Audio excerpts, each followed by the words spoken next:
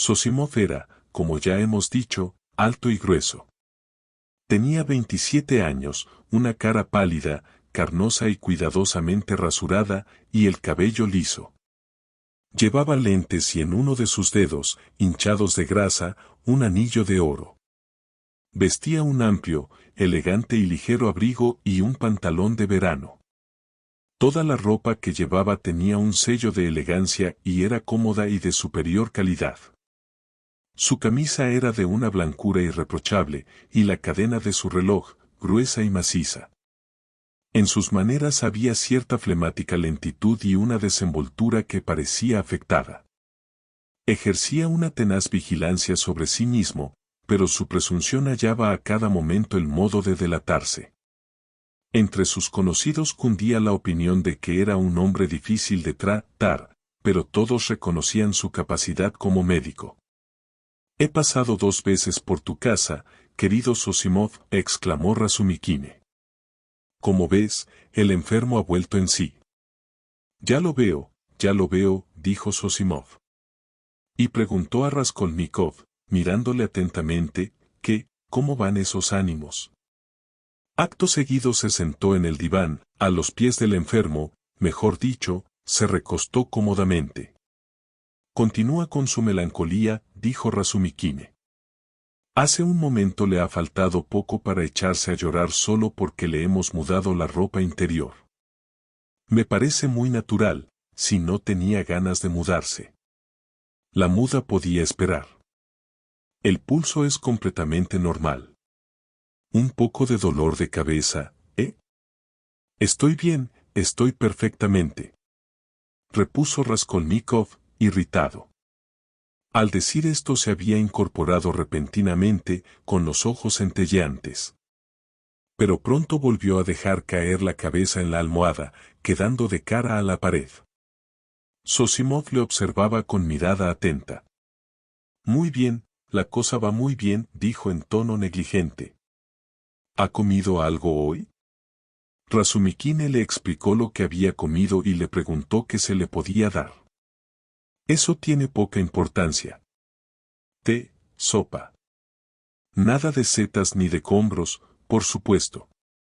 Ni carnes fuertes». Cambió una mirada con Razumikine y continuó. «Pero, como ya he dicho, eso tiene poca importancia. Nada de pociones, nada de medicamentos. Ya veremos si mañana. El caso es que hoy hubiéramos podido. En fin, lo importante es que todo va bien. Mañana por la tarde me lo llevaré a dar un paseo», dijo Razumikine. «Iremos a los jardines Yusupov y luego al Palacio de Cristal. Mañana tal vez no convenga todavía. Aunque un paseo cortito. En fin, ya veremos. Lo que me contraría es que hoy estreno un nuevo alojamiento cerca de aquí y quisiera que estuviese con nosotros, aunque fuera echado en un diván». «Tú sí que vendrás, ¿eh?», preguntó de improviso a Zosimov. «No lo olvides, tienes que venir». «Procuraré ir, pero hasta última hora me será imposible». «¿Has organizado una fiesta?» «No, simplemente una reunión íntima. Habrá arenques, vodka, té, un pastel». «¿Quién asistirá?» «Camaradas, gente joven, nuevas amistades en su mayoría. También estará un tío mío, ya viejo, que ha venido por asuntos de negocio a Petersburgo. Nos vemos una vez cada 5 años. ¿A qué se dedica? Ha pasado su vida vegetando como jefe de correos en una pequeña población. Tiene una modesta remuneración y ha cumplido ya los 65. No vale la pena hablar de él, aunque te aseguro que lo aprecio. También vendrá Porfirio Simonovich, juez de instrucción y antiguo alumno de la Escuela de Derecho. Creo que tú lo conoces. ¿Es también pariente tuyo? Va, muy lejano. ¿Pero qué te pasa? Pareces disgustado. ¿Serás capaz de no venir porque un día disputaste con él? Eso me importa muy poco. Mejor que mejor. También asistirán algunos estudiantes, un profesor, un funcionario, un músico, un oficial, Samiotov. ¿Samiotov? Te agradeceré que me digas. Lo que tú o él indicó al enfermo con un movimiento de cabeza, tenéis que ver con ese Samiotov. Ya salió aquello. Los principios. Tú estás sentado sobre tus principios como sobre muelles, y no te atreves a hacer el menor movimiento. Mi principio es que todo depende del modo de ser del hombre. Lo demás me importa un comino. Y Samiotov es un excelente muchacho. Pero no demasiado escrupuloso en cuanto a los medios para enriquecerse. Admitamos que sea así. Eso a mí no me importa. ¿Qué importancia tiene?, exclamó Razumikine con una especie de afectada indignación. ¿Acaso he alabado yo este rasgo suyo?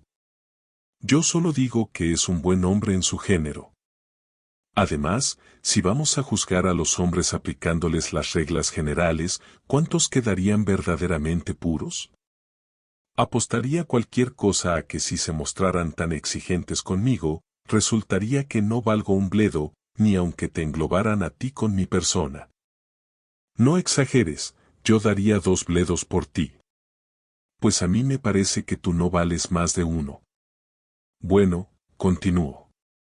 Samiotov no es todavía más que un muchacho, y yo le tiro de las orejas. Siempre es mejor tirar que rechazar. Si rechazas a un hombre, no podrás obligarlo a enmendarse, y menos si se trata de un muchacho. Debemos ser muy comprensivos con estos mozalbetes. Pero vosotros, estúpidos progresistas, vivís en las nubes. Despreciáis a la gente y no veis que así os perjudicáis a vosotros mismos. Y te voy a decir una cosa, Samiotov y yo tenemos entre manos un asunto que nos interesa a los dos por igual. Me gustaría saber qué asunto es ese. Se trata del pintor, de ese pintor de brocha gorda. Conseguiremos que lo pongan en libertad. No será difícil, porque el asunto está clarísimo.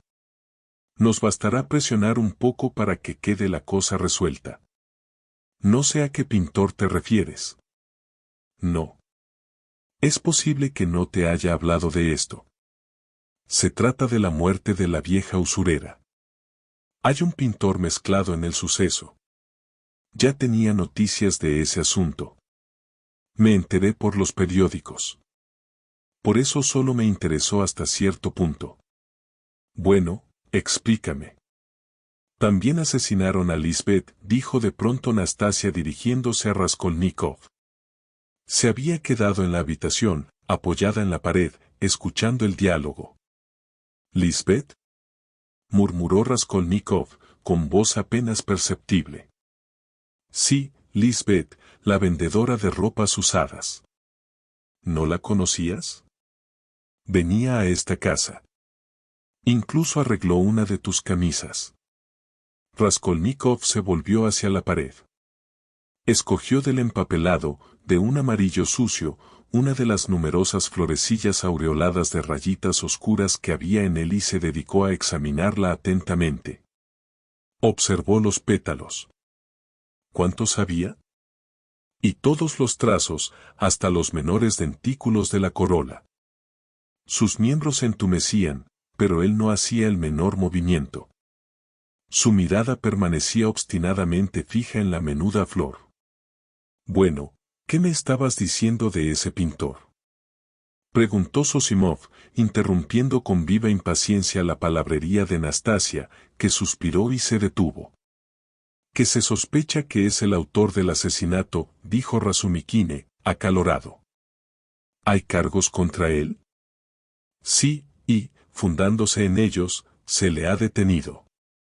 Pero, en realidad, estos cargos no son tales cargos, y esto es lo que pretendemos demostrar.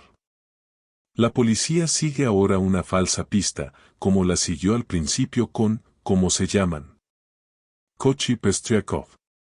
Por muy poco que le afecte a uno el asunto, uno no puede menos de sublevarse ante una investigación conducida tan torpemente. Es posible que Pestriakov pase dentro de un rato por mi casa. A propósito, Rodia. Tú debes de estar enterado de todo esto, pues ocurrió antes de tu enfermedad, precisamente la víspera del día en que te desmayaste en la comisaría cuando se estaba hablando de ello. ¿Quieres que te diga una cosa, Razumikine? Dijo Zosimov. Te estoy observando desde hace un momento y veo que te alteras con una facilidad asombrosa. ¿Qué importa?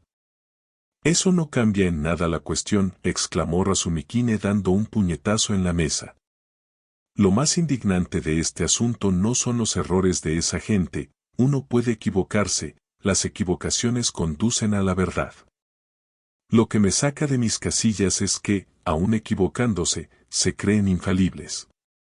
Yo aprecio a Porfirio, pero ¿sabes lo que les desorientó al principio? Que la puerta estaba cerrada, y cuando Koch y Pestriakov volvieron a subir con el portero, la encontraron abierta. Entonces dedujeron que Pestriakov y Koch eran los asesinos de la vieja. Así razonan. No te acalores. Tenían que detenerlos. De ese Koch tengo noticias. Al parecer, compraba a la vieja los objetos que no se desempeñaban. No es un sujeto recomendable. También compraba pagarés. Que el diablo se lo lleve, lo que me pone fuera de mí es la rutina, la anticuada e innoble rutina de esa gente. Era el momento de renunciar a los viejos procedimientos y seguir nuevos sistemas. Los datos psicológicos bastarían para darles una nueva pista. Pero ellos dicen, nos atenemos a los hechos. Sin embargo, los hechos no son lo único que interesa. El modo de interpretarlos influye en un 50% como mínimo en el éxito de las investigaciones. ¿Y tú sabes interpretar los hechos? Lo que te puedo decir es que cuando uno tiene la íntima convicción de que podría ayudar al esclarecimiento de la verdad, le es imposible contenerse. ¿Conoces los detalles del suceso? Estoy esperando todavía la historia de ese pintor de paredes. Ah, sí. Pues escucha. Al día siguiente del crimen, por la mañana, cuando la policía solo pensaba aún en Koch y Pestriakov, a pesar de que estos habían dado toda clase de explicaciones convincentes sobre sus pasos, he aquí que se produce un hecho inesperado. Un campesino llamado Duchkine, que tiene una taberna frente a la casa del crimen, se presentó en la comisaría y entrega un estuche que contiene un par de pendientes de oro. A continuación refiere la siguiente historia. Anteayer, un poco después de las 8 de la noche, hora que coincide con la del suceso, Nikolai, un pintor de oficio que frecuenta mi establecimiento, me trajo estos pendientes y me pidió que le prestara 2 rublos, dejándome la joya en prenda. ¿De dónde ha sacado esto? Le pregunté.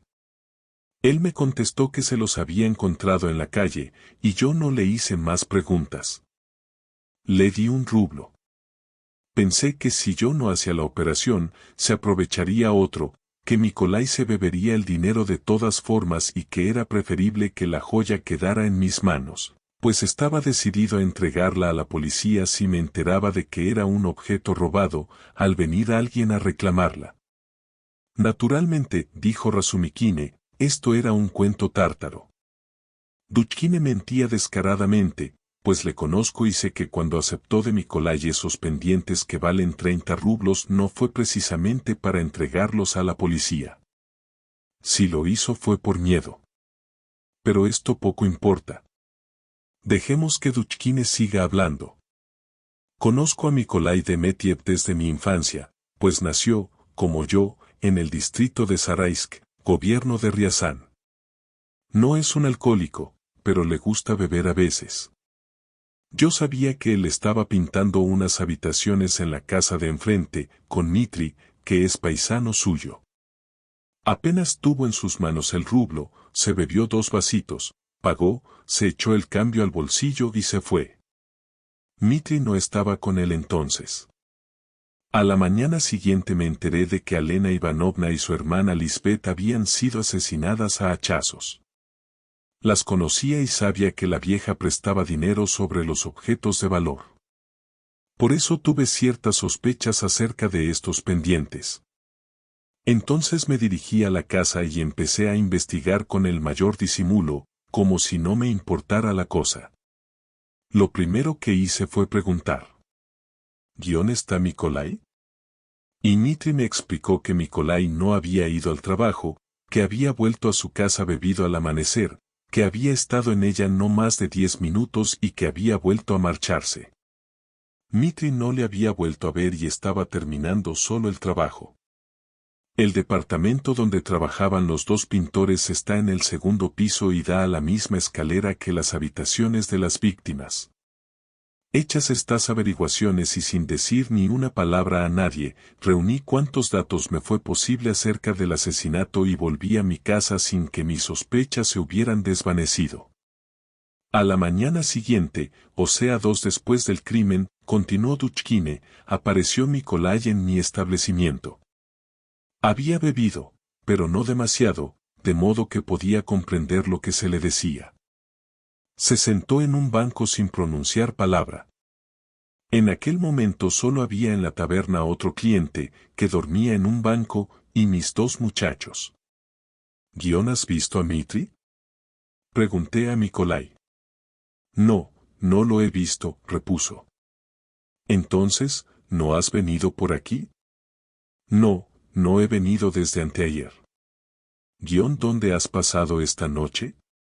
En las Arenas, en casa de los Kolomensky. Entonces le pregunté: ¿De dónde sacaste los pendientes que me trajiste anteanoche? Me los encontré en la acera, respondió con un tonillo sarcástico y sin mirarme. ¿Te has enterado de que aquella noche y a aquella hora ocurrió tal y tal cosa en la casa donde trabajabas? No, no sabía nada de eso. Había escuchado mis últimas palabras con los ojos muy abiertos. De pronto se pone blanco como la cal, coge su gorro, se levanta. Yo intento detenerle. Espera, Mikolai. ¿No quieres tomar nada? Y digo por señas a uno de mis muchachos que se sitúe en la puerta. Yo, entre tanto, salgo de detrás del mostrador. Pero él adivina mis intenciones y se planta de un salto en la calle. Inmediatamente echa a correr y desaparece tras la primera esquina. Desde este momento, ya no me cupo duda de que era culpable. Lo mismo creo yo, dijo Zosimov. Espera, escucha el final. Naturalmente, la policía empezó a buscar a Mikolai por todas partes. Se detuvo a Duchkine y se registró su casa. En la vivienda de Dmitri y en casa de los Kolomensky no quedó nada por mirar y revolver. Al fin, anteayer se detuvo a Mikolai en una posada próxima a la barrera. Al llegar a la posada, Mikolai se había quitado una cruz de plata que colgaba de su cuello y la había entregado al dueño de la posada para que se la cambiara por vodka. Se le dio la bebida. Unos minutos después, una campesina que volvía de ordeñar a las vacas vio en una cochera vecina, mirando por una rendija, a un hombre que evidentemente iba a ahorcarse. Habla colgado una cuerda del techo y, después de hacer un nudo corredizo en el otro extremo, se había subido a un montón de leña y se disponía a pasar la cabeza por el nudo corredizo. La mujer empezó a gritar con todas sus fuerzas y acudió gente. Vaya unos pasatiempos que te buscas. Llévadme a la comisaría. Allí lo contaré todo. Se atendió a su demanda y se le condujo a la comisaría correspondiente, que es la de nuestro barrio. Enseguida empezó el interrogatorio de rigor. ¿Quién es usted y qué edad tiene? Tengo 22 años y soy, etc. Pregunta. Mientras trabajaba usted con Dmitri en tal casa, ¿no vio a nadie en la escalera a tal hora? Respuesta. Subía y bajaba bastante gente, pero yo no me fijé en nadie. ¿Y no oyó usted ningún ruido? No oí nada de particular. ¿Sabía usted que tal día y a tal hora mataron y desvalijaron a la vieja del 4º piso y a su hermana? No lo sabía en absoluto. Me lo dijo Atanasio Pavlovich anteayer en su taberna. ¿De dónde sacó los pendientes? Me los encontré en la calle. ¿Por qué no fue a trabajar al día siguiente con su compañero Mitri? Tenía ganas de divertirme. ¿A dónde fue? De un lado a otro. ¿Por qué huyó usted de la taberna de Duchkine? Tenía miedo. ¿De qué? De que me condenaran. ¿Cómo explica usted ese temor si tenía la conciencia tranquila?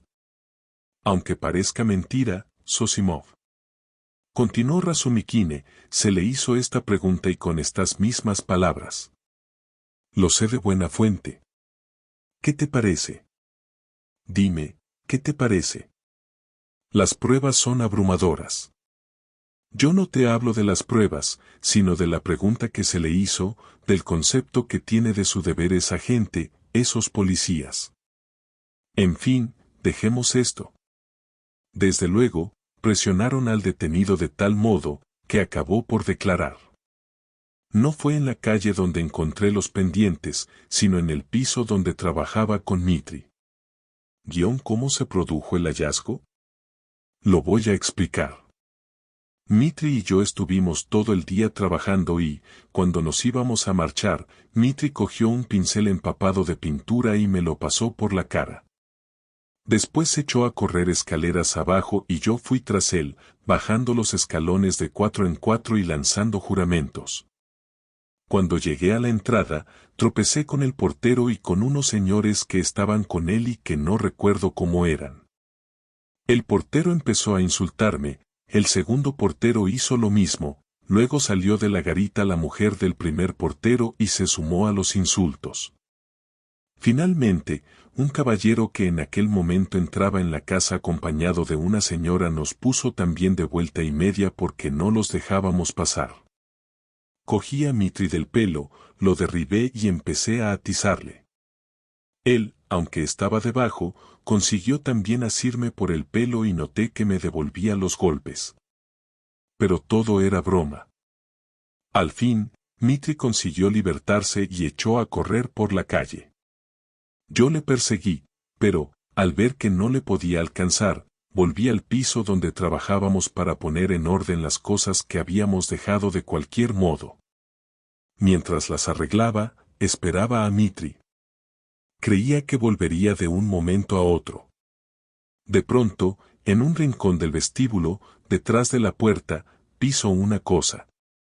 La recojo, quito el papel que la envuelve y veo un estuche, y en el estuche los pendientes. ¿Detrás de la puerta? ¿Has dicho detrás de la puerta? Preguntó de súbito Raskolnikov, fijando en Razumikine una mirada llena de espanto. Seguidamente, haciendo un gran esfuerzo, se incorporó y apoyó el codo en el diván. Sí, ¿y qué? ¿Por qué te pones así? ¿Qué te ha pasado? Preguntó Razumikine levantándose de su asiento. No, nada, balbuceó Raskolnikov penosamente, dejando caer la cabeza en la almohada y volviéndose de nuevo hacia la pared. Hubo un momento de silencio. Debía de estar medio dormido, ¿verdad? Preguntó Razumikine, dirigiendo a Zosimov una mirada interrogadora. El doctor movió negativamente la cabeza. Bueno, dijo, continúa. ¿Qué ocurrió después? ¿Después? Pues ocurrió que, apenas vio los pendientes, se olvidó de su trabajo y de Mitri, cogió su gorro y corrió a la taberna de Duchkine. Este le dio, como ya sabemos, un rublo, y Nikolai le mintió diciendo que se había encontrado los pendientes en la calle. Luego se fue a divertirse.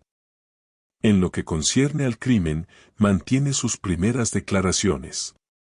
Yo no sabía nada, insiste, no supe nada hasta 2 días después.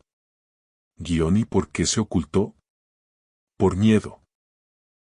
¿Por qué quería ahorcarse? Por temor. ¿Temor de qué? De que me condenaran.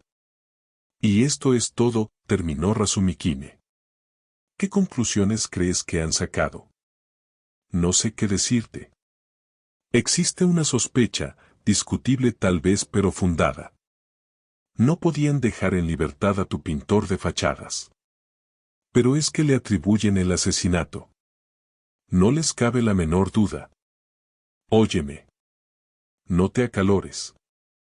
Has de convenir que si el día y a la hora del crimen, unos pendientes que estaban en el arca de la víctima pasaron a manos de Nicolás, es natural que se le pregunte cómo se los procuró. Es un detalle importante para la instrucción del sumario. ¿Qué cómo se los procuró? Exclamó Razumikine. Pero es posible que tú, doctor en medicina y, por lo tanto, más obligado que nadie a estudiar la naturaleza humana y que has podido profundizar en ella gracias a tu profesión, ¿no hayas comprendido el carácter de Nicolás basándote en los datos que te he dado? ¿Es posible que no estés convencido de que sus declaraciones en los interrogatorios que ha sufrido son la pura verdad? Los pendientes llegaron a sus manos exactamente como él ha dicho, pisó el estuche y lo recogió. Podrá decir la pura verdad, pero él mismo ha reconocido que mintió la primera vez. Oye, escúchame con atención. El portero, Koch, Pestriakov, el segundo portero, la mujer del primero, otra mujer que estaba en aquel momento en la portería con la portera, el consejero Krukov, que acababa de bajar de un coche y entraba en la casa con una dama cogida a su brazo, todas estas personas, es decir, 8, afirman que Nicolás tiró a Mitri al suelo y lo mantuvo debajo de él, golpeándole, mientras Mitri cogía a su camarada por el pelo y le devolvía los golpes con creces. Están ante la puerta y dificultan el paso. Se les insulta desde todas partes, y ellos, como dos chiquillos, estas son las palabras de los testigos, gritan, disputan, lanzan carcajadas, se hacen guiños y se persiguen por la calle. Como verdaderos chiquillos, ¿comprendes? Ten en cuenta que arriba hay 2 cadáveres que todavía conservan calor en el cuerpo, sí, calor, no estaban todavía fríos cuando los encontraron. Supongamos que los autores del crimen son los 2 pintores, o que solo lo ha cometido Nicolás, y que han robado, forzando la cerradura del arca, o simplemente participado en el robo. Ahora, admitido esto, permíteme una pregunta.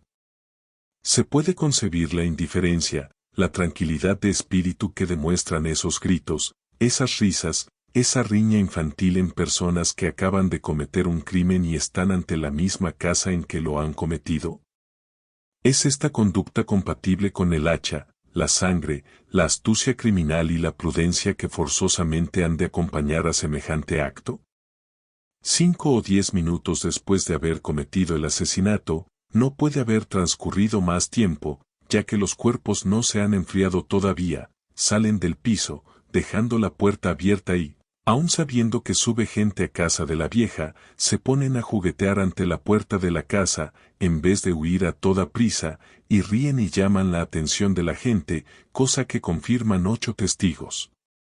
¡Qué absurdo! Sin duda, todo esto es extraño, incluso parece imposible, pero no hay pero que valga. Yo reconozco que el hecho de que se encontraran los pendientes en manos de Nicolás poco después de cometerse el crimen constituye un grave cargo contra él. Sin embargo, este hecho queda explicado de un modo plausible en las declaraciones del acusado y, por lo tanto, es discutible.